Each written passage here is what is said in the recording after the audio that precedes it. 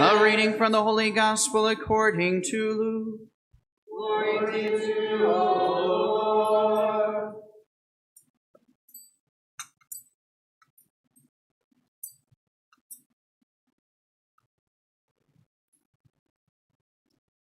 On a Sabbath, Jesus went to dine at the home of one of the leading Pharisees, and the people there were observing him carefully. He told a parable to those who had been invited, noticing how they were choosing the places of honor at the table. When you are invited by someone to a wedding banquet, do not recline at table in the place of honor. A more distinguished guest than you may have been invited by him, and the host who invited both of you may approach you and say, "Give your place to this man," and then you would proceed with embarrassment to take the lowest place. Rather, when you are invited, go and take the lowest place, so that when the host comes to you, he may say, "My friend, move up to a higher position." Then you will enjoy the esteem of your companions at the table. For everyone who exalts himself will be humbled, but the one who humbles himself will be exalted. Then he said to the host who invited him, "When you hold a lunch or a dinner, do not invite your friends or your brothers or your relatives or your wealthy neighbors, in case they may invite you back and you have repayment. Rather, when you hold a banquet, invite the poor, the crippled, the lame, the blind. Blessed indeed will you be because of their inability to repay you, for you will be repaid at the resurrection of the righteous." The Gospel of the Lord. Praise to you, Lord Jesus Christ.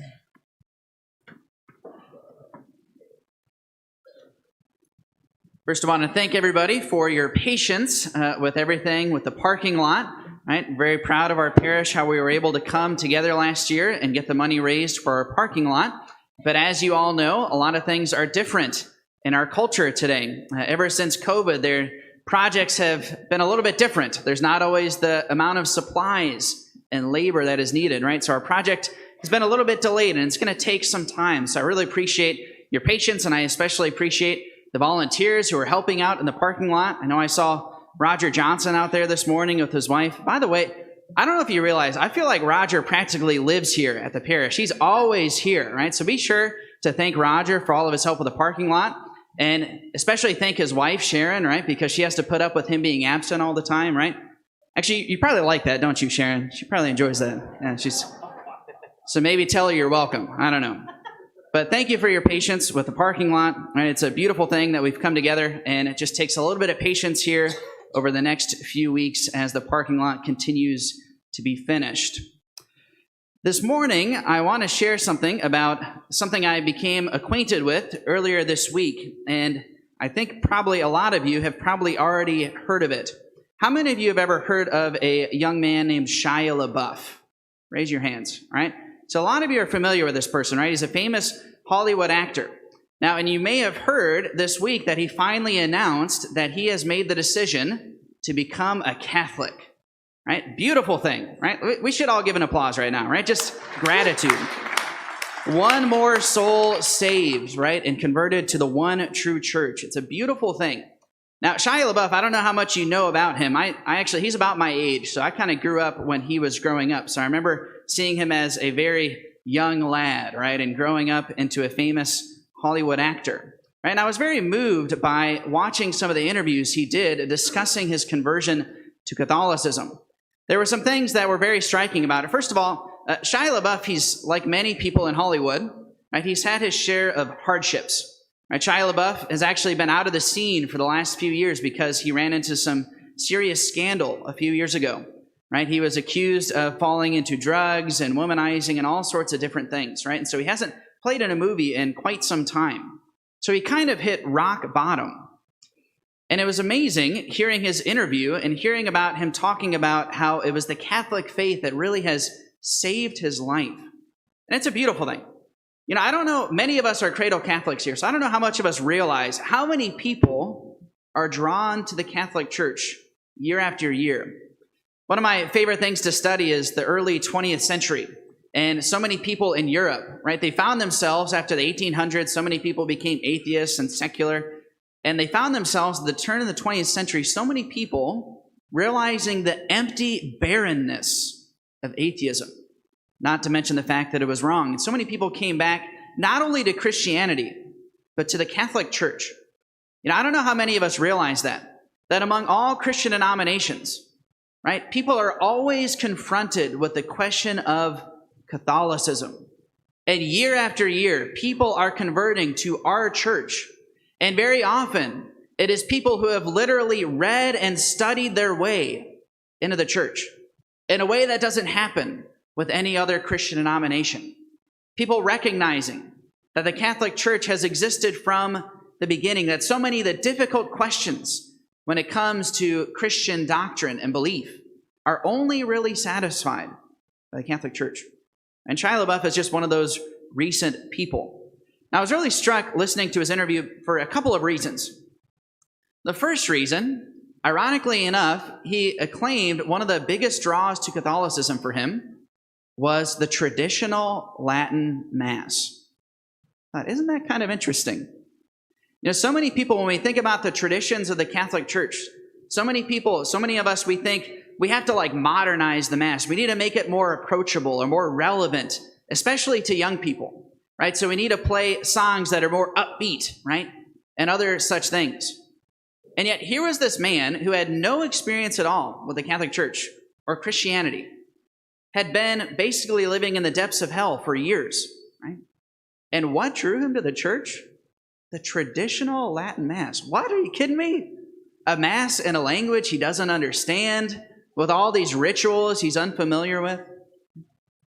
This is the reality of our faith. So often in our church, we think that in order to bring people in, it's like we have to be less Catholic or less bold in who we are. And yet more and more, I am convinced that we have to be even more bold in our practice and in our beliefs and in our traditions as Catholics. Because the reality is the Catholic Church really is the hope for the world. All of the deepest questions that humanity longs for, right, are resolved in the Catholic Church, an encounter with Almighty God. And this is just the reality that a lot of us are unfamiliar with. Many serious young searchers of the truth and of Catholicism, one of the things that draws them the most is the traditional aspects of the faith. And so you've probably noticed that here in our church, right, I like to do Mass a little bit more traditionally maybe than some people are used to. It's not just because it's a preference of mine. It's because the world needs bold Catholics and bold celebrations of the Mass. Right? It is the substance of our faith which draws people. And so I was struck by this in listening to Shia LaBeouf. Another thing I was interested in.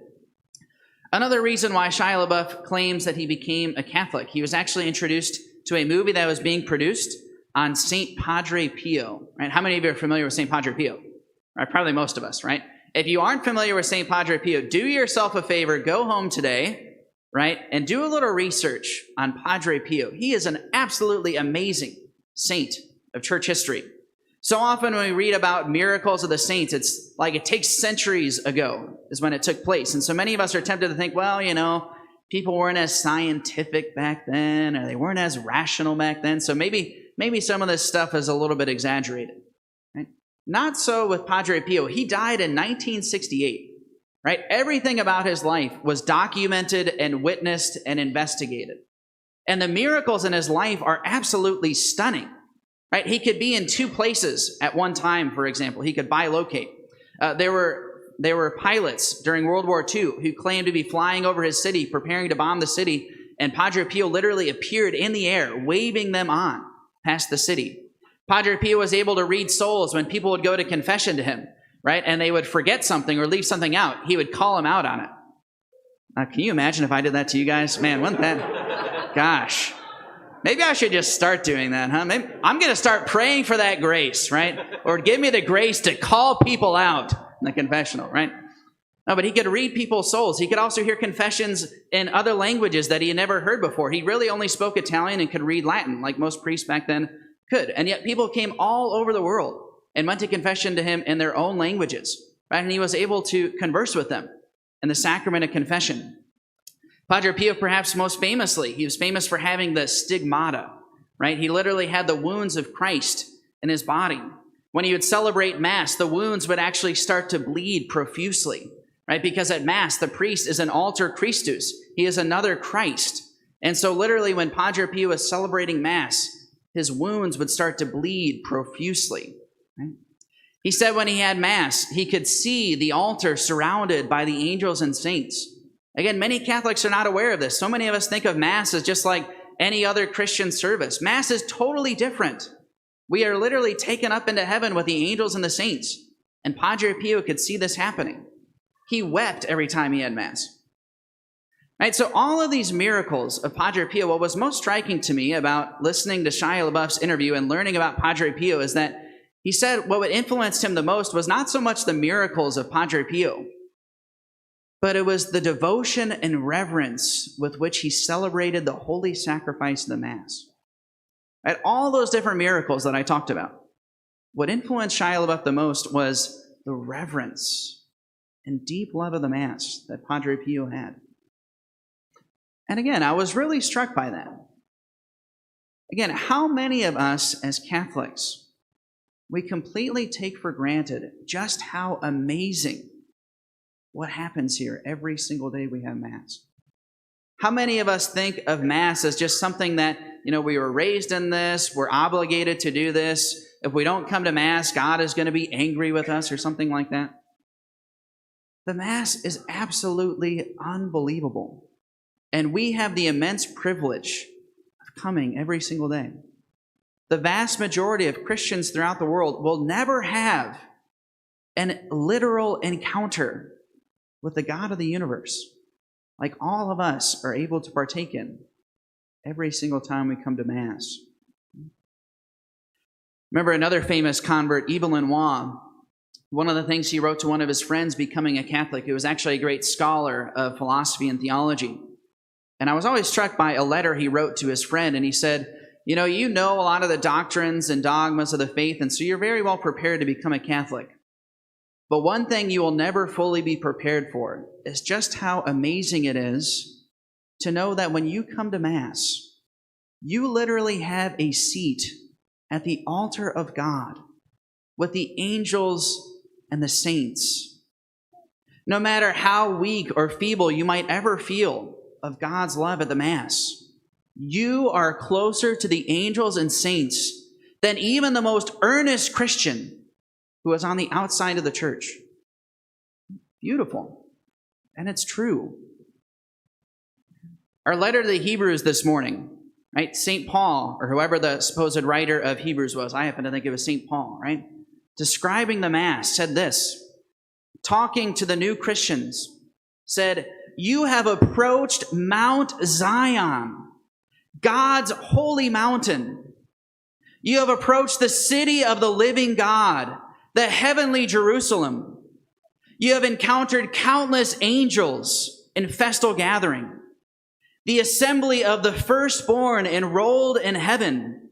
You have encountered the God, the judge of all, the spirits of all the just made perfect. You have encountered Jesus, the mediator of a new covenant, and the sprinkled blood, Christ's blood in the Eucharist, which speaks more eloquently, even more than that of the blood of Abel. Every single time we have Mass, we literally approach Mount Zion, God's holy mountain, the heavenly Jerusalem. If only we had the eyes to see and the heart of faith to believe. St. John Vianney, the patron saint of priests, once said that if we truly understood the Mass, we would die of amazement. As Catholics, it is so crucial for us that we truly understand and love what is happening here at the Mass. In many ways, the Mass truly is the hope of the world, something that Shia LaBeouf has encountered. We don't need to apologize. We don't need to dumb it down. We don't need to make it any more approachable or relevant. We just need to truly enter in to what we are participating in, this unbelievable gift the Mass.